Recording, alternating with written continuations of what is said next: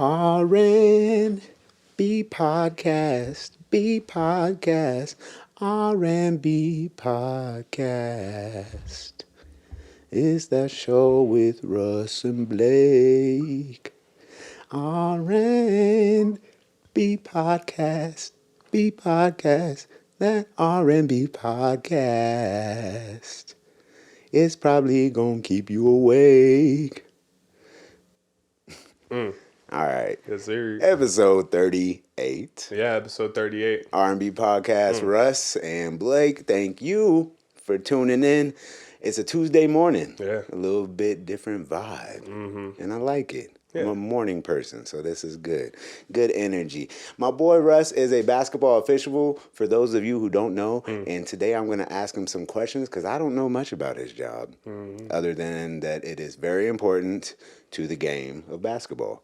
And before we get into that, I want to say thank you to our proud sponsors, Elevate Personal Training, LLC. Thank you to the production of Rhythm and Balance over this beautiful show that we've been having going on here. And thank you to all of our listeners who have been giving us feedback over the past few weeks. We do have a guest series coming up after this episode that we are looking forward to, so y'all stay tuned for that. And tell your mama and all your friends.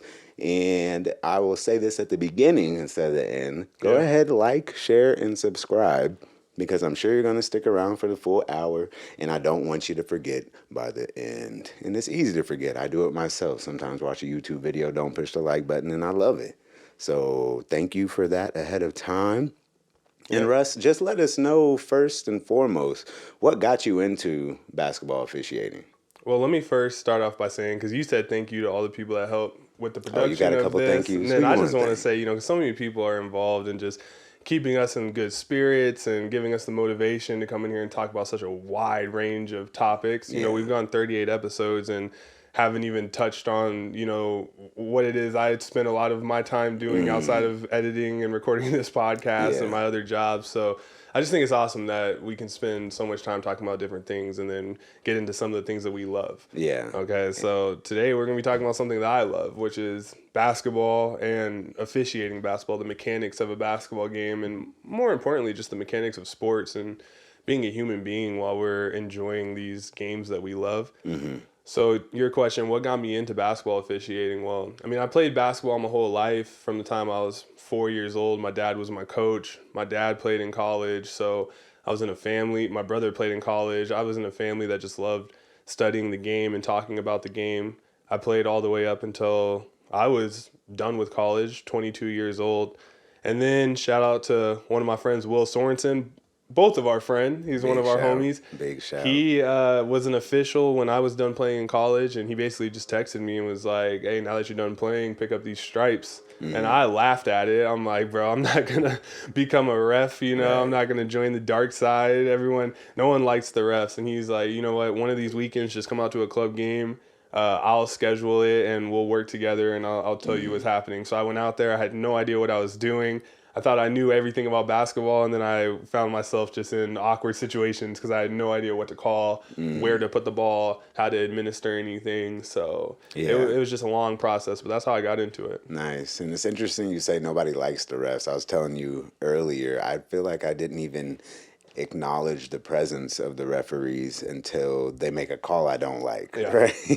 And then all of a sudden it's just negative emotion towards them. But, if there's maybe a slight bias call that you do like, you're like, oh, yeah, clapping, good call, ref. Like, keep that same energy to my team, right? Yeah, that's pretty much, the MO of being a ref is you're trying to be invisible. We talk about this all the time. It's like, let's not be seen tonight, and let's do nothing to bring attention to ourselves, and let's just be in the background for the whole game, and that's how we know we did a good job. Go home, and nobody knows you, Yeah, because you have such a vital role in the game, but at the same time, the game is not about you. No. And it can't be about you. It can't be. No. And if it is about you, it's probably in a negative light, right? For sure. The last director of basketball officiating for college, J.D. Collins, he used to do these things called weekly whistles. And you can go look these up on YouTube if you want to expand your basketball knowledge. He gets into the rules and explanations, but he always would end his videos with, as an official, you have to remove your apathy to be successful, which means that if you don't like how a rule is written and you feel like something should be something else because it makes more sense to you, stop officiating, because you don't make those choices, bro. Like, the game is bigger than you, and you humble yourself and kind of sacrifice your ego to do a good job. Yeah, and there's so many things within the game that you have to be in control of that you can't worry about the things that are out of your control. There's no time for it, right? Yeah. So you talked about not being equipped with some of the situations that you met early on as a ref. What are some of the skills that you've had to develop and that you would suggest someone try to hone in on if they're going to have success in this industry? Yeah, communication skills for sure. Being able to give somebody an explanation at the right time using the right words. Timing. Right? I'm one of those people where I feel like a lot of people like me and I'm personable. So when I first started officiating, if somebody disagreed with me, I'm like, oh, how fast can I get over to you and explain myself so I can calm you down? And as I got up to higher and higher levels, that just kind of bit me in the butt because people will take advantage of that, especially if they know that you're down to over communicate. They will talk your ear off and they will get your attention divided. You won't be able to do your job. So setting clear boundaries about when and how you can talk to me was a big thing for me. And then studying the rules, so then I knew how to give you an explanation from the book rather than from my basketball perspective. Because I can come up to a coach and how's that not a foul? And I say, oh, well, your player tried to split a triple team and he should have got his head up and looked for an open player. That's not the right thing to say. That's a basketball perspective. Yeah. The rule-based explanation is there was no illegal contact by the defender. And leave it at that, you know? Yeah, that's a good point. That's a transferable skill right there. Keeping things direct to the situation and not trying to relate it outside. And there's a lot of miscommunication that happens that way, right? And then you said the timing of your responses, because it's quick. It's very quick that you have to make a decision. And making decisions is not easy. We've talked about that on an episode in the past here. And people sometimes get paid a lot of money just to make decisions, and then a lot of jobs, there's no decision making involved. You just have to complete a task, and then somebody's above you making the decisions of what tasks you need to complete and what your responsibilities are. So you as a ref, almost your whole job is decision making, right? And the timeliness of the decisions, because yes, you want to be swift, but you also need to take time to make sure you're making the right decision. Because if you're too quick and you make a mistake, then that can kind of cascade into negative situation as well. Has there been a time that you've been too quick to the whistle? For sure, especially early on, because one thing that you learn as you get better is there's a process of a play. Each play has a start, a develop, and a finish. And you have to let all three of those things exist before you come in the fourth section, which is a call, right? So I used to see something start, develop, and I'm boop, oh, I know it's going to, no, way too quick. Let it finish and then make your decision. This is also something that comes with watching yourself on film, because I think time slowed down for me when I watched myself on film and I realized like I have a couple more seconds to make a choice. I don't need to make my choice so quick. So you realize you have more time than you think, actually, and it's really interesting. Because I could imagine, people get mad if you call a foul 5 seconds after it happens, right? But also, if you see someone's hand swinging down, you can't go ahead and call or blow the whistle because they might not make the contact that you're anticipating. Yeah, and if you watch an NBA game, you notice there's 3 officials on the court, and all 3 officials have a primary coverage area where they're focused primarily, and each official has a secondary coverage area where they're going to come and help if the person in the primary misses the call or just has a bad angle or gets stacked where their vision is skewed. So sometimes you're looking in your secondary, you see the contact, you notice the person that's supposed to call it can't see it, and you come in with what's a cadence whistle, which means that you like foul hit, supposed to happen, didn't happen, now my whistle comes in. A lot of times people get upset about that. Yeah. Oh, that's a late call. And I'm always just like, it's the correct call. Like, that's easy. He didn't call it. Yeah, it's a very easy response for me when people are like, oh, but it was late. But it was right. But it was right. right. Do you want me to make the wrong call or make it 2 seconds later? Right. And as much as possible, we just want the right thing to happen. Nice. And then, so you have a lot of leadership within your industry, which I think is very important. We've talked about coaches in the past. We've talked about mentorship and having someone that is more knowledgeable than you that you can rely on, and also that can motivate you to continue your studies and be great at what you do. And so, what roles have your mentors and leaders had in your development within refereeing? Oh man, so much help to me because they just have that vision of you that you can't see of yourself, right? Because they've been through it. So they notice when you start to speed up, or they notice when you get nervous or out of position, and they know why. So the biggest thing for me is just humble enough to be able to accept the feedback and recognize that the game is bigger than myself. And, people have different communication styles too. I've played for a lot of coaches before I started officiating that were very brash in their communication, and they would not come to you caring about your feelings. They came to you caring about the results. So you're going to get screamed at. Yeah. You're going to get all this high level energy just because they want to be great. And since I went through that for more than a decade playing on great teams, now when I get feedback from people who are attempting to mentor me, it's easy for me to just process that information and realize it's not personal if it's coming out in an aggressive manner. And I've learned that that is one of my best skills is because some people get that moment of aggressive communication to them and they just never come back because they don't want to experience it again. But for me, I'm like, this is the game.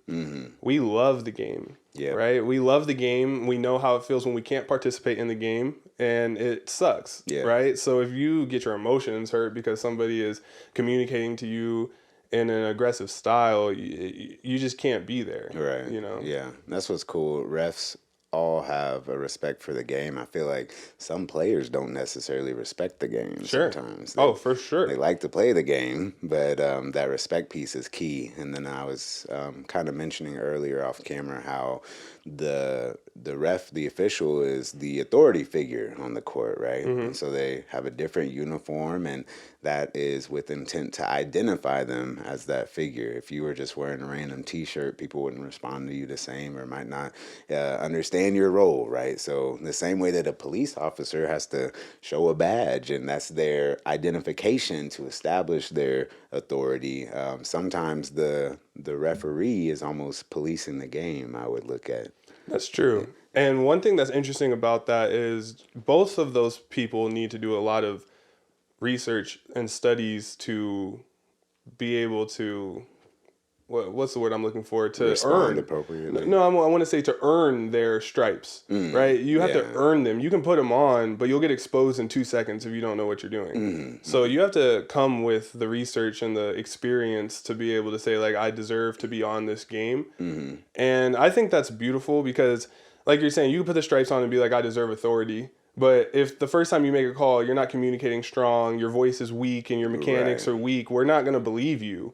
So it's cool. You bought a shirt, but you didn't do the process to earn the shirt. Right. That's very key. And again, I made the correlation between being a police officer, but even me as a nurse, put on blue scrubs and people have all these questions for you and expect you to carry out all these tasks. And if you don't know how to respond or you're not trained to apply those therapies, then it's going to cause a lot of issues and people aren't going to respect your authority at all. And they shouldn't. Yeah. And people will test your authority regardless of what situation you're in. So you have to be prepared for that, right? Yeah. I mean, I hate it now, but when I go watch my younger family members or youth basketball or even my friends playing men's league, sometimes I want obscure plays to happen just to see like what this ref knows, you know what I mean? I'm kind of like, hey, you should like do like a weird backcourt, like split the backcourt line and dribble back here and see if they call it to see if they know that that's not a backcourt violation, like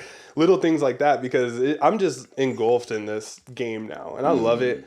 I love meeting the people that take it seriously because, like you're saying, you have to humble yourself to the game. There's no way to be an official with a huge ego because you're going to find yourself in a lot of difficult situations. Yeah. And then, so a lot of those difficult situations, correct me if I'm wrong, they seem to happen in late game situations where the tension's high and there's already been whatever development of the emotions between the teams, and maybe there's going to be some split decisions that may determine the outcome of the game. I'm sure that how you respond in those high pressure situations has changed over time.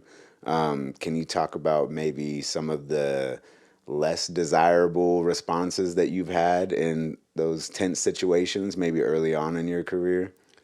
Yeah. First, I want to go to the point of officiating is like an art and a science. Right. Right. So the science is what you read. It's the black and white. It's what they say the grandma in the 20th row could call. Right. Everyone knows that was a foul. Right. That's the science. The art is things like sequencing, things that are like you need to keep an index of the plays that have been happening in your mind, especially at the higher level, because the perception of fairness is so vital.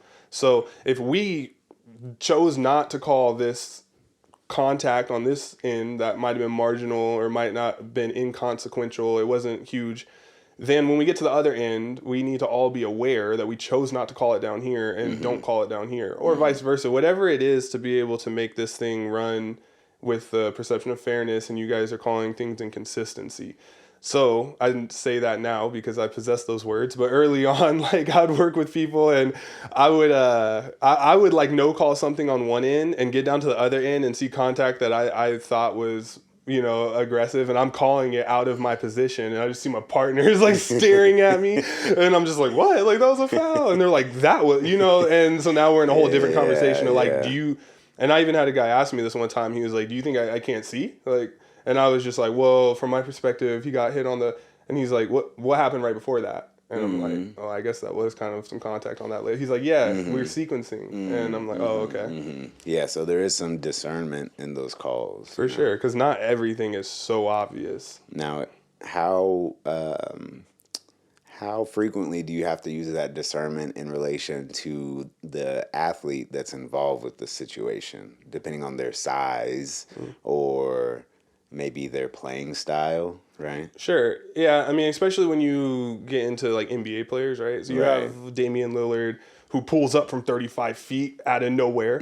Steph Curry who does that too. You're going to want to make sure that you're always thinking that they might just shoot the ball, which is kind of weird. You're not used to people being so far from the hoop and like dribbling and out of nowhere they're shooting a jump shot. And now you have to referee the defender who's going to contest that shot. So you do need to be aware of those types of tendencies. You need to be aware of the players that are kind of like the Patrick Beverleys, right? The people who might try to embellish contact, but they're not fully flopping, but they are technically trying to influence your decision. Right. So it is good to know tendencies and think about those individual variables, but you never want to get away from just knowing what is the right thing to call.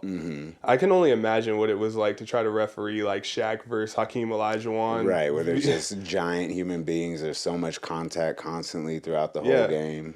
Right. And you just have to let them play sometimes, right? For sure. And I think that a lot of times if you just are patient and you wait to see what is illegal, it gives you a lot more time, right? This one time I was officiating in the Drew League in Los Angeles, and it was two big centers going up against each other, and they're like body, trying to back each other down the post. And I called like a foul on like the fourth bump just because the dude's hands were kind of into his chest. But I thought about it in that moment. I'm like, dang, nothing there was illegal. It was just so much like physicality because they're so big. And, I got a lot of pushback on the call, and I'm just sitting there thinking like, yeah, deservedly so. I probably shouldn't have let that go.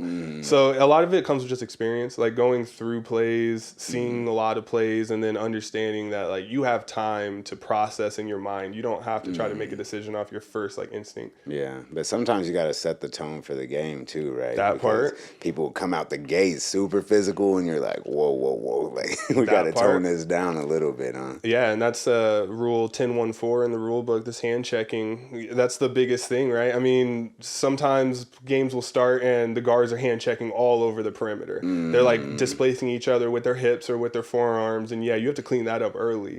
Because what you permit, you promote. That is the key to this whole thing. So if you permit a little bit of displacement at the beginning, it's hard to reel it back in. But if you set the table in the first quarter, then being consistent becomes easy. And you guys communicate that before the game. all this begins with a good pregame conference with your crew. That's key. You guys Proper have to preparation. get there. Yeah, because you got to get there hour, 2 hours early, and you guys start talking about what we might see tonight, about how we're going to handle hand checking in the first quarter and how we're going to handle possible temperaments of our coaches. We probably know the temperament already if it's a league you work in, and you just handle it accordingly. Nice. Yeah.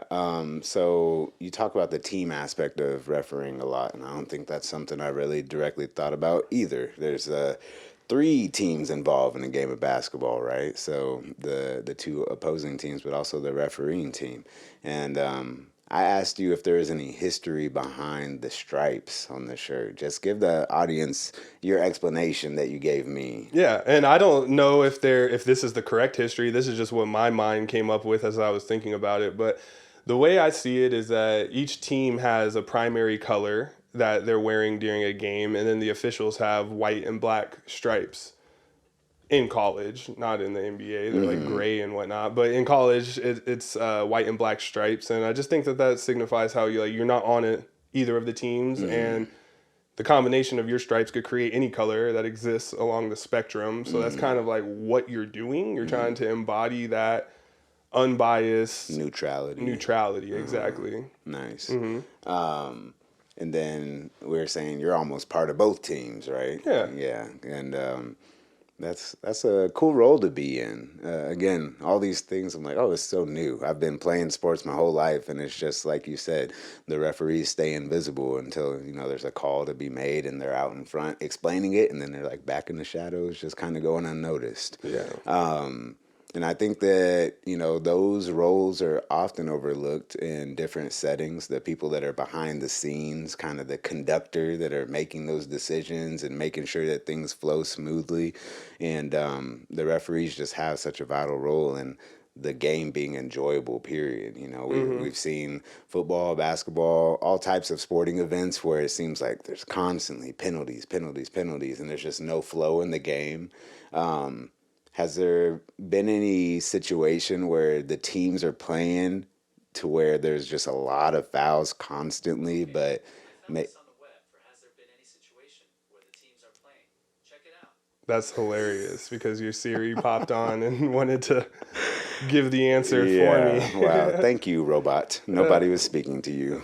Anyway, any situations where there's been that physicality or maybe consistent fouls where it's just disrupting the flow of the game? How do you guys navigate that? Sure, and you want to just keep calling fouls in a situation like that. If they're not getting the hint and being like, hey guys, we're not playing this way tonight, we're just going to keep calling fouls. A good team is going to acquiesce to how you're calling, and they're going to make their adjustments. Or a good coach will explain to the team that, because if you're doing that, you're most likely doing it consistently. And we as players, we have to know that, because this is a game of adaptability, right? And at any level, when it starts, you have a game plan and you start adapting as the game goes on. So yeah, if you have a very physical team and they want to displace people early on, you just keep calling it, and you can talk to them. I like to use my voice a lot. And I think that's one of my biggest skills, is that I'm personable to a basketball player.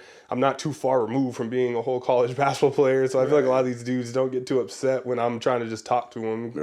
I feel like maybe one of their teammates or whatever. So I think you just talk to them, keep calling and talk to them. Hey guys, get your hands up. Guys, we're not going to be playing this way tonight. This is just not how it's going to go. And if we need 40 fouls per half, whatever, I'll be here. I don't have anything to do. Nice, yeah. And then you mentioned fairness. I don't really believe in fairness in a lot of situations. I see how the referee has to take a fair approach, right? But when it comes down to the players on each team, the skill level, the preparation that each team put in, I think when it comes down to the game time and the actual competition, one team has the unfair advantage, technically, right? So Because they're better? Is that what you're saying? well, yeah, I think that the best man wins, and the best team might not be the best team yesterday, but today they showed up ready to rock, and it's just like that's what's going to determine the outcome, in my opinion. Have you had to navigate a situation where people, well, I know you've had to, where a team is claiming that you're being unfair and biased towards the other team? How do you try to explain that to them, or do you shrug that off and it's kind of a ridiculous statement? You just said so many great things that had me thinking, so I'm going to try to answer this in levels. First of all, the best thing I think about sport and a game is that you're right, like life in general is not fair. So it's beautiful that we create these microcosms where we get as close as possible to what fairness looks like, because as human beings we love justice. That's like one of our innate philosophical desires is justice in this world. And when we create a parameter of a game and give it a certain amount of time and certain dimensions that we're playing between with rules, then we get very close to justice and fairness. So I think it's beautiful that we do that. Now, to your question of have I ever, been told that I'm being unfair? For sure, plenty of times. And one thing I think is interesting, if you study the NBA rules, well, the case book actually, you get the 5 respect for the game guidelines. And one thing that deserves an instant technical foul is a player questioning your integrity, right? And there's a lot of ways your integrity can be questioned. One of the most easy ones is a coach, oh, the foul count is 7-1. Okay, well, you're basically saying I'm cheating. You know what I mean? It's very easy for you. Right. What do you want me to say to that? Right. The foul count 7-1. Are you saying that Correct. I'm calling less for them because I'm cheating? That's basically what you're saying. But no, anytime that a player or a coach questions your integrity, I've found it easy to just go instant technical foul, because that's one of those things where what am I going to say? Yeah. I'm not going to cut sit this out here and now. tell you that I'm not cheating. I'm just going to give you a technical foul because you're being disrespectful, I love bro. that. Yeah. Because so many people try to stand up for themselves, I guess, in that sense, where if you as an individual know that someone's being ridiculous and they're accusing you of something, you don't have to explain anything to them, especially if you're in a place of authority, but also in regular life situations, right? When people are going about their business or, acting out of good faith, and someone is basically trying to entice them and make them think that they're doing otherwise, I think that the only way to be the winner in that situation is to just end the situation right there. Ignore that person, remove yourself if that's possible in whatever context you're in. But going back and forth with them is not going to benefit you, and it'll probably end up bringing something else up that adds to their argument. Right? Yes. Great quote I've heard before is that silence cannot be misquoted, right? So if you start talking, you're, like you just said, you're giving it a higher probability that you're going to say something that's going to be used against you. And no, I don't need to talk. And that's something I'm still working on. And that's why I love that we do this podcast, because I'm going to listen to this and then, add it to my studies, because going back and forth is not something you want to do unless you feel, I don't really know when it's good, unless you feel like you understand their perspective, I guess, and you want to say something to kind of neutralize it. But for the most part, you should give your explanation and leave no room for rebuttal, because I'm doing my job and I'm not bad at it. We're both here for a reason. You're a good player, I'm a good ref. That's why we're all here. So let me work and I'm going to let you work, and we just want basketball to happen. Yeah, and you said leave no room for a rebuttal. I was thinking in my head, leave no room for interpretation, because they're already misinterpreting the situation, right? Sure. So if I give them more information to try to interpret, it's just going to get more convoluted, and I'm not going to win at the end. Exactly, and we all have a perspective, literally, of what's happening in the game, and sometimes the angle you're standing at just doesn't give you the right perspective. So a lot of times, I don't like to say this, but I do know, hey, when you go home and watch this film, you'll understand this more, because you'll have a better angle of what I saw.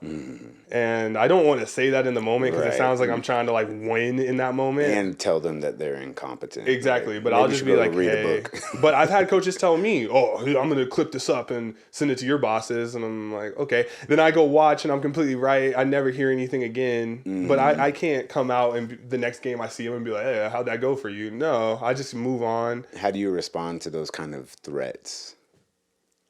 Good, know? I want the best thing to happen here too. Well, I ask you that because I know that I've responded poorly in the past when people say things. I'm like, go ahead, do it. Yeah. Which is not good. That's kind of how it feels, though, is because if I'm 100% sure I'm 100% sure. And I know that as a human being, I can be wrong. I'm not saying I can't be wrong, but I do know it's like, if I am wrong, it's only going to help me out when I get this message or call about how I messed this up. And if I'm right, then I'm kind of adding more to my confidence, because I'm able to believe in my decision making, even in the face of people combating what happened, right? And that's a huge thing.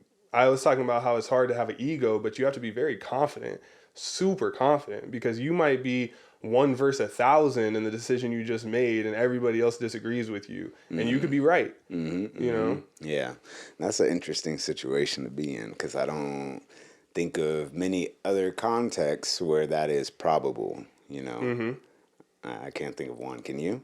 I don't know. Maybe if you're like a government official or Yeah. politician or something. I don't know. Even then, you're trying to like agree with the crowd. You want the crowd to be on the same page as you. So it's like, even if you have information that opposes the general thought, or I guess the direction that everyone's trying to move in, you won't necessarily express that or make it evident that you know the truth, right? So that, I think that's something that's pretty unique to being a basketball official. Just the fact that you might be the only right person in the room of thousands of people.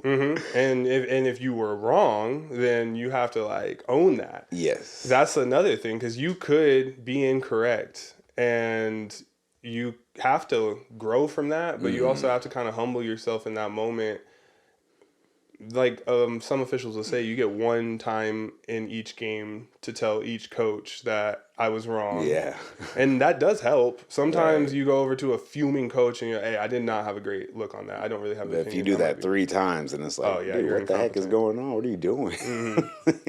Yeah. Yeah, So that you wouldn't add be that to good. your bag is being honest. That being honest is the biggest thing, because we all love it. We all love the game. We all know what's happening. Yeah.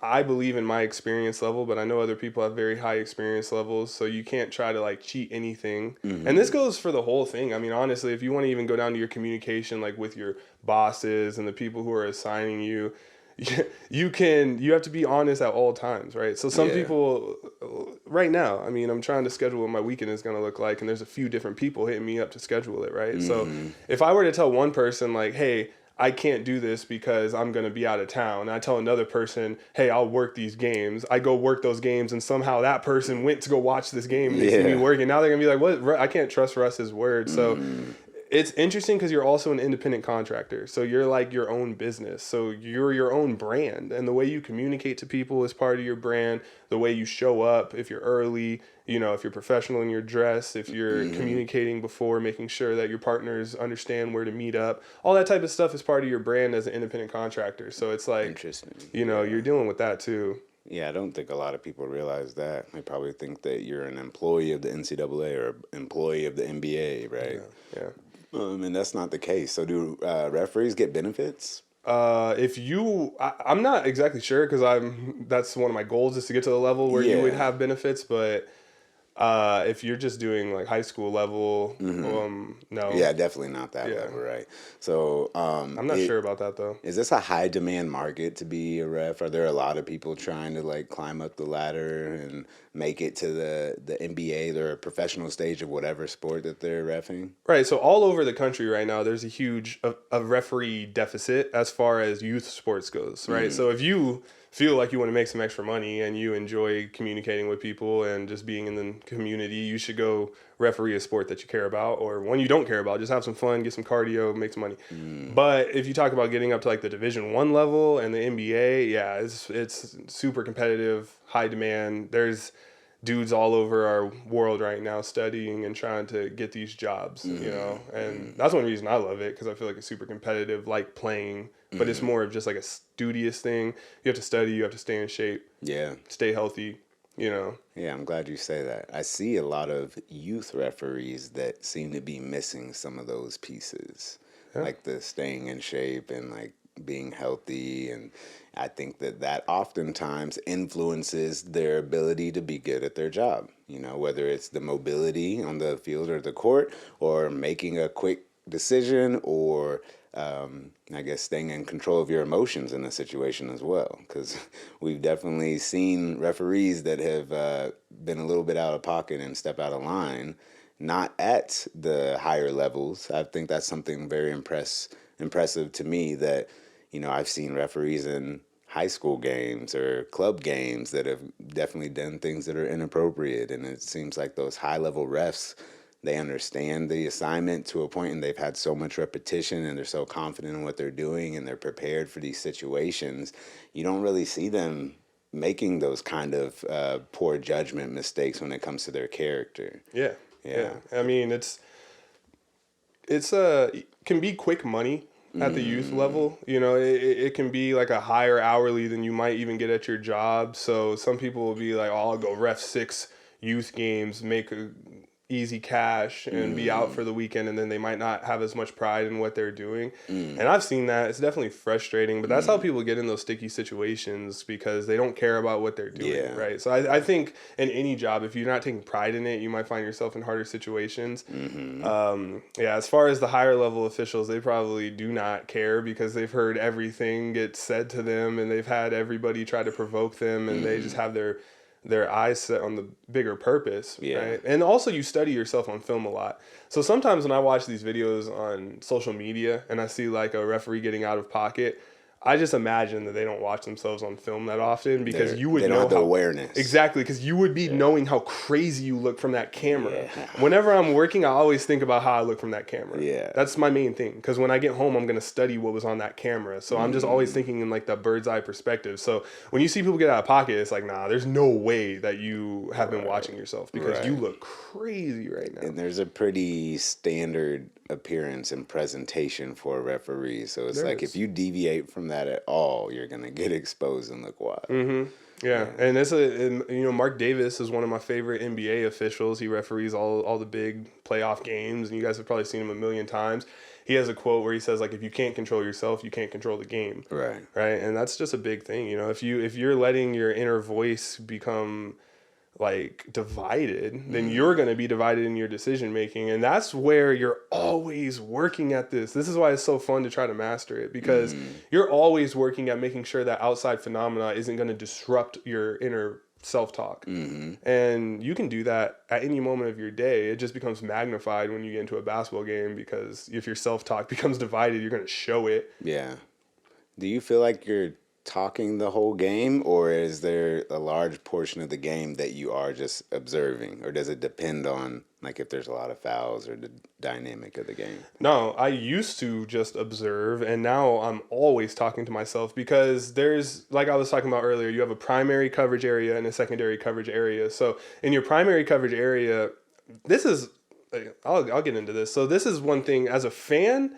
you watch the basketball. We've all been born, raised, loving the game and watching the basketball. We want to watch the alley-oop and the windmill dunk, the three-pointer, so we watch the ball as a spectator. As a referee, if you watch the ball, you're going to be terrible. You have to watch an area.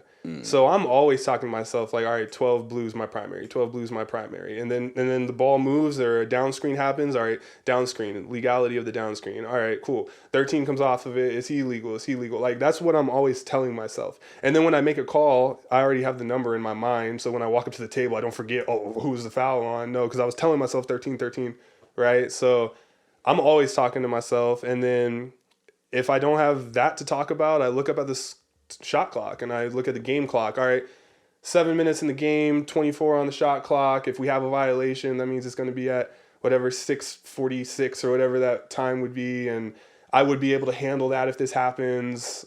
So sometimes if I don't have a bunch of action in my area, I'm going to be thinking about how can I be a good partner right now if we have a shot clock malfunction. And those are the little things that make people want you to be on their crew.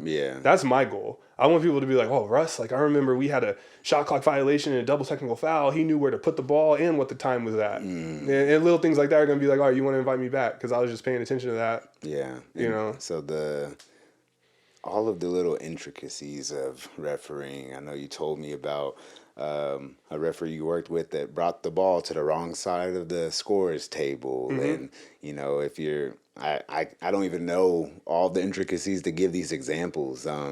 But those mechanics, as far as where to have the ball, the things to do with your hands. There's a book for that, right? That Yeah. you study out of? Yeah, so there's 3 books for any level. If you're a men's college official, if you're an NBA official, if you're a women's college official, they all have their own 3 books, and it's going to be the rule book, the case book, and the mechanics manual. So the rule book is going to give you the black and white, what's the rules of the game. The case book is going to give you a whole bunch of unique situations, and it's really easy to learn the rules by reading the case book because it makes a little more sense.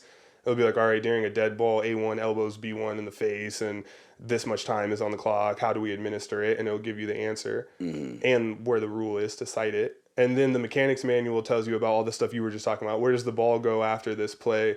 Where do you watch during this certain sequence? And, how much time is supposed to be on the clock for warm-ups, and when are you going to come out, and what do you say to the table? All the little mechanics of the game. So you have to study all 3 with film, and that's kind of how people master it. Yeah. So you could watch a basketball game, and if you enjoyed the game and there wasn't a lot of fouls and bickering, and the outcome was ideal without any fights, you can probably just assume that the referee was an intelligent individual because he's done the studying necessary. He was able to manage his emotions and conduct the emotions of the rest of the people on the court and keep things flowing smoothly. And so the outcome of the game really does rely on the ref's capability. Yeah, I mean, they run the game, and that's why you can't be super boisterous or super ego, because you do run the game. You do kind of make the decision on who gets to stay here or not. Yeah. So you can't, rule with an iron fist and try to be like the big sheriff in town because you have the power. So it's like you got to be humble with that, and you got to make sure that you're adjudicating with righteousness if you're going to send somebody out of this game or you're going to penalize them for anything. Yep, no room for ego. Because, that can be emotional in and of itself. Somebody's barking at you. All of a sudden, you throw them out, and it can't look like you're mad at them. No. Right? So you take that emotional piece, and you just make the call. Straight face, you're out.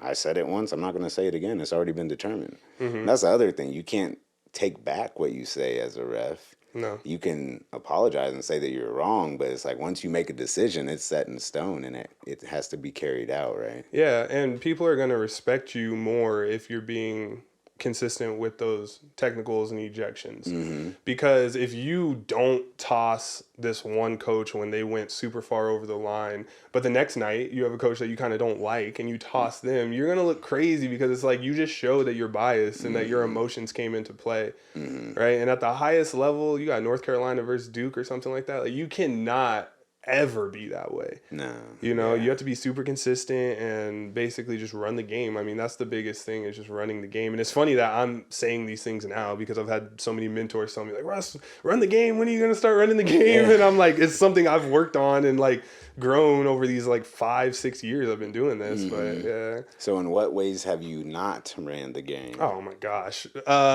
One of the best examples, like, one time I was doing this game in San Diego, and these guys in the backcourt, it was late in the game, these guys in the backcourt were like shoving each other coming up court. And in my mind, I was thinking, okay, I'm going to double technical foul them. They're just going to offset and everything's going to be cool. There's only 13 seconds left. One team's obviously going to win. These guys are just frustrated. So I'm like in the backcourt, boop, boop, boop, technical foul, these two. And my partners knew exactly what to do because they're high-level officials, and they're just like, okay, those offset, and the ball's going to go here with this much time on the clock. But I just gave the signal of the technical foul, and I would go to the table. I'm like, hey, that's a technical on blue 12 and black 14, whatever. And that was it. And my partners kind of took control because they knew where the ball went and everything like that. And I was thinking, wow, look at me handling business. I'm over here double-teching them up like I'm running the game. And after the game, one of my mentors was watching, and he's like, he sent someone to the locker room, like, hey, tell Russ I need to talk to him. And I come out thinking, like, oh, he's going to be so happy that I administered the double tech and I'm running things. And he just started ripping into me, dude. He was just screaming at me and everything, because what I should have done in that moment is told everybody exactly what was going to happen. I have a double technical on these two players. Those technicals offset as penalties. The ball is going to be put on the sideline to blue team. There's 20 seconds on the shot clock.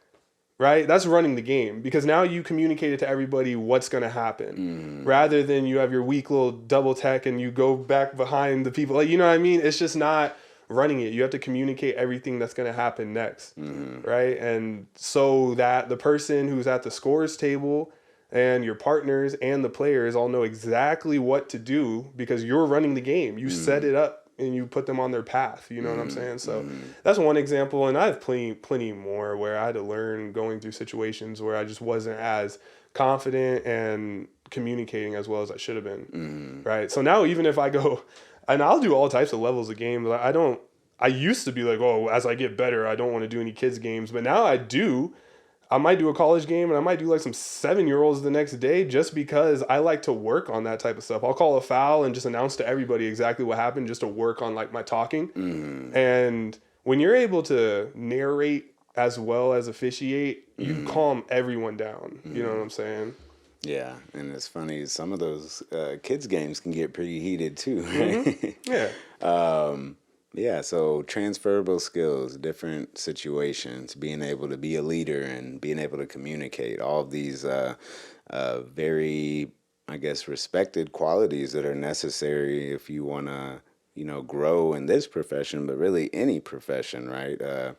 Professional development is essential within refereeing, just as with any other job. And again, things that I've never really thought about too in depth, and I'm glad that you're exposing these for what they are. I think that I have seen the development over time that you've had, but you are conscious about your development. So it's not like just, okay, I'm going to go in this game and I'm going to grow in this game. It's like, no, I'm going to grow around the game. I'm going to grow behind the game, on top of the game, under the game, and just in all aspects of life, trying to foster that growth that directly impacts all of the other things that you try to engage with, right? For sure. That's why I'd like people to understand. It's like when you see somebody that's successful in one area, it's not necessarily just because that's what they practice all the time and that's what they care about. It's probably because they care about a lot of things, and they just try hard and they're disciplined and do the things that they know are necessary to get to whatever they see success as being. Yeah, man, getting better at stuff is just fun. Getting better is fun. Getting better is fun. Yes. And pretty much getting better at anything comes with the same recipe, right? You have to go out, try, fail, accept your mistakes. And we talked about it can be boring sometimes. I was explaining to one of my clients, it's like there's so many creative, quote unquote, fun things you can do in the gym, like how I could set up a workout for you, or maybe the programming. But when it comes down to it, all the basics are what's going to really get you the results. So sometimes it makes me giggle when I see certain people having their clients do certain things, because I just know it's not necessary, right? And, there are times where I would do that too, but you also want them to be interested in what you're doing, but just make sure that like all the extra equipment and setup and theatrics isn't arbitrary. And, when it comes to fitness, push-ups, sit-ups, pull-ups, I tell people all the time, like, you're not doing these things at all. Why do you want to do X, Y, and Z? So the basics are always essential. And when it comes to sports, there's so much foundation and fundamentals that go into this big, elaborate show that we put on, right? Yeah. The NFL has a lot of rules, and I don't know all of the basketball rules. I don't know how familiar you are with football rules. Is it like almost equivalent, or I have no idea, I've dedicated so much time to studying basketball that like when I watch a football game, I pretty much just watch how the officials handle like the emotions of players, but I really don't know all the different rules. But I do know that it's fun to watch how they set the table. For example, Colorado versus Colorado State a couple weeks ago. Those players were talking trash to each other before the game even started. And if you go back and watch that game, I think you watch a master class in handling. I know everyone was upset because the one player had a late hit and injured Travis Hunter and he didn't get ejected. I understand that people were mad about that. But if you watch like the little details of that game, they were masterful in the way that they kept the emotions calm. Like there would be a tackle into a sideline and like two officials would be right there instantly as they hit the ground. Basically, like one official telling the players of the other team back up and the other one getting them up and getting them back onto the field. Little stuff like that probably kept it from being like a brawl during that game. Every time they hit the ground, it was 2 officials right on top of them. Hey guys, like, let's get up. We're all good. We're all, you know. Yeah. And they were taking care of all those little details during that rivalry matchup game. That was huge. You know, primetime television. I thought that was awesome. Yeah, I'd love to be a fly on the wall for that pregame talk and how they prepare for that, because that's definitely not like normal behavior for the games. You know, usually, I mean, to an extent, like you said, they were definitely more on top of it and quicker to respond, and I guess more anticipatory and trying to avoid those situations. And yeah, it is interesting how, like you said, they did such a great job the entire game, and then that one play, it does stand out as being kind of the tag of what we see their end result as. Like, oh, those refs were terrible. They should have thrown that guy out. That one play out of the 1,000 plays that were ran, right? Yeah, and that, you know, it's funny because people will ask me, oh, like, as an official, don't you feel like it's unfair criticism about your mistakes compared to the players' mistakes? And I think no. I kind of have a, you know, opinion that's a little different, because these players, dude, they work so hard, and to be honest, it's a lot of fake love that comes their way, right? People love them while they're doing well, and then when they start to mess up, they're the butt of all the jokes, and people are, you know, they make a lot of money, so they deserve that, but they're the butt of all the jokes, and people hate them now. They burn their jerseys, they make jokes about their family and all this type of stuff. It's like, honestly, any time you elevate yourself to a high platform, you're going to get a lot of criticism and a lot of unfair judgments from people that aren't working as hard as you, but that's just part of the game, right? So as far as when people say, like, oh, the refs get the unfair magnifying of their mistakes, it's like, I don't really know, because Ben Simmons, it looks worse to be Ben Simmons on the Sixers than it is to be any official, because he's getting way more unfair criticism. Russell Westbrook, all these other players, it's like they get a lot of unfair criticism too. You kind of have to make a big mistake for people to really be thinking about you a week later, right? Yeah, and then no one, dude, that's another thing is beautiful about games, is that they end and most people forget, because real life is happening. You go home and you have a family and you have real life situations going on. If you're still thinking about the call from the Raptors game, it's like, what's wrong with you? Or you had too much money on the game. You know what I mean? That could be it too. But you have dealt with situations where people have like threatened you and been aggressive and been like, I'm going to see you after the game. Oh, for sure. I've been in club games where people have followed me out to my car. I've been in youth games where dads come on the court trying to like square up with me and stuff, and there's no security, you know, so I have to figure this thing out. Yeah, I've been in situations where I've definitely been threatened, and I've never felt unsafe because, you know, I have a belief in a higher power that's protecting me. Or because you're 6'4", 225. There's that, but that might be a reason why someone might want to hurt me more, you know what I mean? Like, you know, so I just believe that, you know, I'm protected, and as long as I'm just, you know, doing me and acting out of love, like, I'm not really going to be, you know, hurt. So you clearly put in a lot of time studying the 3 books and understanding the game. And we talked about how being a referee, there is the team aspect because you're not the only referee out there. Has there ever been a time where you or maybe one of your colleagues made a decision and one person might have known the right answer, but as you guys converse, instead of coming to the correct decision, it was more of like a groupthink effect where you funnel into maybe what the more confident person might have stated? Yeah. And, you know, that's a really good question. And I think a lot of officials, if they're watching this, can attest that it can be difficult sometimes if you feel like you have like the right answer, but someone who's on your crew who maybe has a higher status, especially in that game, because there's levels, right? There's a crew chief, and then there's like U1, U2. There's levels to what position you have during the game.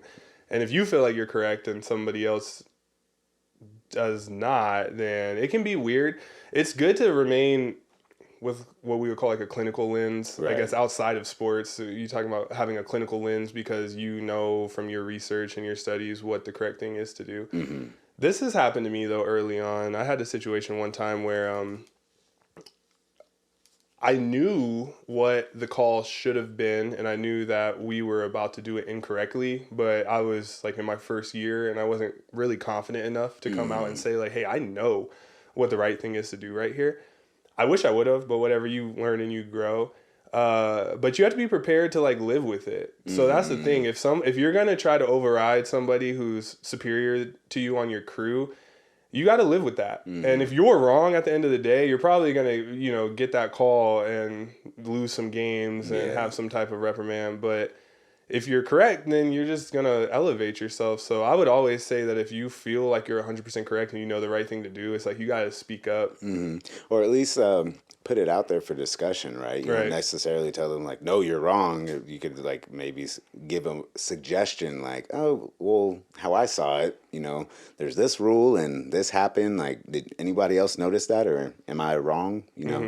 And I think how you address people's faults or mistakes is very important, and that's just another key to communication, right? Yeah, and that's why I like the NBA replay rules, right? If you're doing like a high school game or a junior college game, you don't have the great instant replay equipment that they have. So sometimes you have to make a decision on like a flagrant 2 foul just off of what you remember happening. Yeah. But in the NBA, it's like they're just gonna get it right because they can go back to the replay.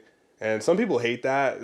We need too much time spending on replays. But it's like, I don't know. Everyone's invested in getting the right thing to happen here. So. Right. Is there like a maximum time that you're allowed to review a play in NBA? You want to keep it as short as possible, but there's not. Because if you had a brawl, you're going to need to take your time and make sure you get the right adjudication with that and who was a peacemaker and who was provoking the situation. You're going to want to make sure you get those things right. So there's really not a maximum amount of time, but you want to be as quick as possible, And then they have replays in college too. Yeah. Yep. And then, but not, are there any high school like tournaments or anything where they do have that, or? I mean, I've refereed like Nike EYBL, probably the highest, high school tournament there is, and there wasn't replay. I mean, they use a NBA shot clock on their best games and everything, and there's some pro rules mixed with college rules, but no replays. No. What about Drew League?